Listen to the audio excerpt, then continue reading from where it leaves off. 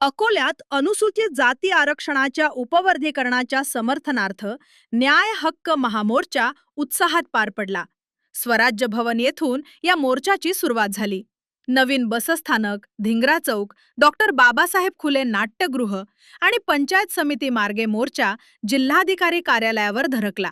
अनुसूचित जातीतील उपेक्षित व वंचित समाजाला न्याय मिळावा, तसेच आरक्षणाचा लाभ सर्व घटकांपर्यंत समानतेने पोहोचावा, या प्रमुख मागणीसाठी मोठ्या संख्येने नागरिक या मोर्चात सहभागी झाले। यावेळी परिमल कांबळे यांच्या नेतृत्वाखाली शिष्टमंडळाने जिल्हाधिकाऱ्यांची भेट घेत विविध मागण्यांचे निवेदन सादर केले। मागण्यांवर सकारात्मक निर्णय घेण्याची अपेक्षा व्यक्त करत न्याय हक्क महामोर्चाचा समारोप करण्यात आला। आज अकोला जिल्ह्यामध्ये अनुसूचित जाती आरक्षण उपवर्गीकरणाच्या समर्थनार्थ एक महामोर्चाचं आयोजन करण्यात आलं होतं।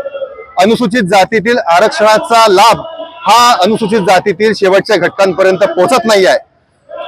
ही गोष्ट लक्षात आल्यामुळे राष्ट्रीय स्तरावर अनेक राज्यांमध्ये अशा प्रकारची ओढ सुरू होती। त्यामुळे माननीय सुप्रीम कोर्टाच्या 7 सदस्यीय खंडपीठाने निर्णय दिला की अनुसूचित जातीच्या मागे पडलेल्या समाज घटकांना विकासाच्या मुख्य प्रवाहात आणण्याकरिता आपल्याला त्यांना विभागून द्यायचं आहे, त्यांचं वर्गीकरण करायचं आहे। अशा पद्धतीने सुप्रीम कोर्टाने लेखी आदेश दिले आहेत। इतर 5 राज्यांमध्ये पंजाब, हरियाणा, तेलंगणा, कर्नाटक, हैदराबाद या ठिकाणी वर्गीकरण झालेलं आहे, पण महाराष्ट्रामध्ये याला वेळ लागतो। आमची सर्व उपेक्षित वंचित समाज बांधवांची विनंती आहे की जसं इतर राज्यांमध्ये होते आहे तर महाराष्ट्रात सुद्धा अनुसूचित जातीच्या आरक्षणाचं वर्गीकरण झालं पाहिजे आणि संविधानाला अपेक्षित असणाऱ्या सामाजिक न्याय आणि समतेची अंमलबजावणी झाली पाहिजे।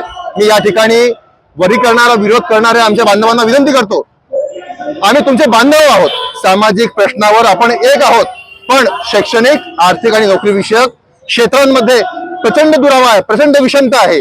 तर आता आपल्याला आमची काळजी घ्यायची आहे आणि वर्गीकरणाला विरोध न करता आम्हाला प्रगती करण्यासाठी वर्गीकरणाला समर्थन करायचं आहे। धन्यवाद। दीपक गवई, जनशक्ती, अकोला।